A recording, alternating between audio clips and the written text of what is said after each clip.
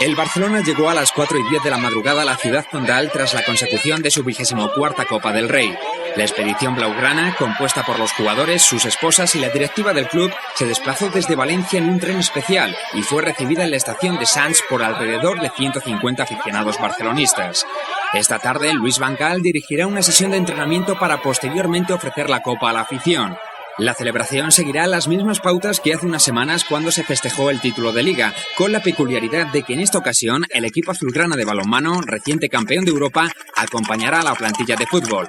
Así, a las 7:30 de la tarde partirá un autobús desde el Nou Camp hacia la Basílica de la Merced y posteriormente la expedición acudirá a la Plaza de Sant Jaume para ofrecer la Copa desde el Ayuntamiento y la Generalitat.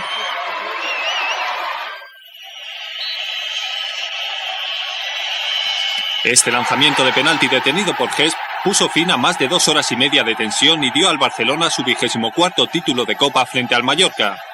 Fue una final aún más intensa que la del año pasado entre el Barcelona y el Betis, aunque con menos fútbol. El partido se le puso de cara al Mallorca en los primeros minutos.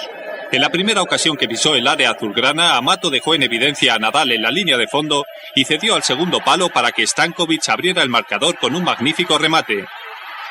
Era el minuto 6 y el Mallorca tenía el partido donde quería. Con el marcador a favor, ahogó al Barcelona con su presión y apenas dejó que se acercara a la meta de Roa, que en el primer tiempo solo tuvo que intervenir para rechazar un remate forzado de Anderson. Tras el descanso se mantuvo la tónica hasta el minuto 65, en el que el Barcelona logró por fin trenzar una buena jugada. La combinación entre Reisiger y Giovanni encontró a Rivaldo en el centro del área y su remate se convirtió en el empate a 1. Quedaban 25 minutos por delante y el conjunto de Van Gaal fue acrecentando poco a poco su dominio frente a un Mallorca que acusaba el esfuerzo y ya no presionaba como al principio. El desequilibrio se haría aún mayor en los últimos minutos del encuentro. A 5 del final, Mena vio la tarjeta roja directa por esta durísima entrada sobre Rivaldo. Y en el minuto 89, Romero seguiría su camino al ver la segunda tarjeta amarilla por este agarrón. Con solo 9 hombres y con Stankovic lesionado en el campo, la prórroga se convirtió en un suplicio para el conjunto de Cooper. Parecía que el gol del Barcelona sería cuestión de tiempo, pero los minutos fueron pasando y solo pudo crear 2 ocasiones claras de gol, en las que tanto Pizzi como Giovanni se encontraron con la madera. De este modo, el Mallorca aguantó hasta el final y se llegaron a los penaltis, en los que los 2 guardametas fueron los grandes protagonistas. Roa le detuvo 3 al Barcelona y Stankovic tuvo el título en sus botas, pero envió su lanzamiento fuera. Por fin, tras 16 penaltis, Hesp le detuvo el suyo a Escurza y el Barcelona revalidó su título de Copa y logró el doblete que no conseguía desde hace 39 años.